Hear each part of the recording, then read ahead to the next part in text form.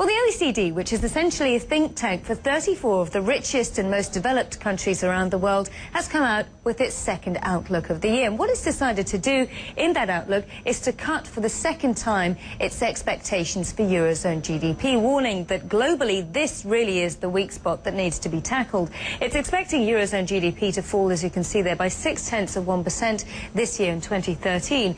And steps that can be taken to try and remedy the situation, the OECD says, well, the European Central Bank across this region needs to step up to the plate and to take more unconventional measures. This means not just cutting interest rate, but engaging in full-on monetary stimulus, like quantitative easing, as we've seen, that have had pretty pronounced effects in the United States and Japan. Now, more worryingly, the OECD hasn't just cut the growth outlook, it's also said that unemployment across this region, which stands at a record of 12% and rising, is likely to rise from here on. It says it's the most serious challenge and it probably won't come down before 2014. If we take a look at the growth trajectory all the way over the last 5 years, since, of course, the credit crunch, you can see how difficult it's been for Eurozone GDP. This was the period of 2008 when, of course, we saw the financial crisis. But as you can see from where we are here in the end of the chart, we're still well below par when it comes to Eurozone growth. And if we break down the countries in this region, especially the big ones, Germany, as you can see here on the blue line, has fared quite a bit better than everybody else. But countries like Spain, France and Italy are still contending with problems regarding their deficits. So that brings us to the subject of austerity versus growth. Today we saw a major change of tack by Brussels. Take a listen. The debate about austerity versus growth has been to a large extent futile and even counterproductive. Instead of fueling these debates that are divisive and can only undermine confidence, our capitals should focus on promoting the European consensus which the Commission is putting forward, with more determined and urgent action on growth-enhancing reforms. So that was José Manuel Barroso there, the head of the European Commission, speaking at a conference in Brussels today, explaining there that obviously it's not just as simple as choosing between austerity versus growth.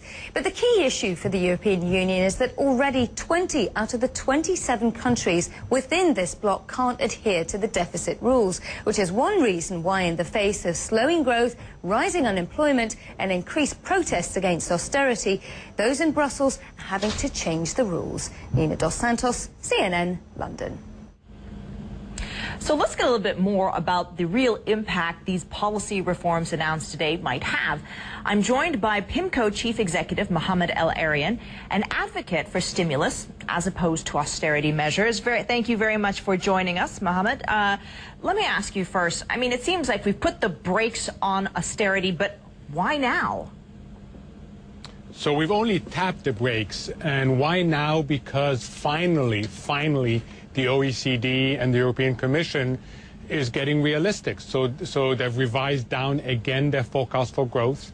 Even at -0.6, they're still too optimistic. We think Europe will probably contract by 0.75 to 1.5%. They're suddenly realizing that unemployment is a real issue. So finally, we're getting some realism. But it's not going far enough, and in particular, there's no fundamental understanding that Europe has not just a growth problem. Some parts of Europe lack a growth model, which is a much bigger issue. So what is stimulus then going to do? How is it going to work, and when are we going to see results?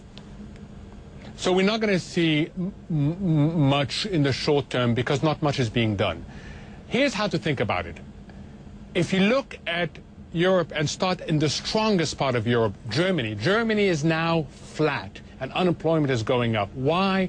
Because Germany's external environment has worsened. So they're getting headwinds and not enough is being done to stimulate Germany. Then go one step further in. Go to France, go to Italy. Not only do they have all of Germany's problem, but in addition, they haven't implemented the structural reforms. So they cannot even grow like Germany. Then go one step further in, and you get to Cyprus and to Greece, and it's almost impossible to identify the growth engine when you get there. So they need a major rethink of the growth approach, and they need a growth strategy, which they don't have as yet. They don't have a growth strategy as yet, but I'm wondering, you know, what about countries like Greece, for example, which had so much pressure to stick to these austerity goals, and now it seems they're finally letting the reins loose a little bit here, but doesn't it seem a little unfair to those countries that had to stick so closely to austerity? I think there's going to be a lot of revisiting. In the case of Greece, it was a harder issue because there wasn't much choice. Greece got locked out of the capital markets, and there wasn't much choice other than to listen to what the creditors, the IMF, the ECB, and the European Commission was demanding. When you get to some other countries where it's a choice to impose austerity, that is where there is more flexibility. But without structural reforms, Europe is not going to get very far. They need a combination of a better demand management policy, but critically a set of structural reforms. And then for some countries like Cyprus, a completely new growth model.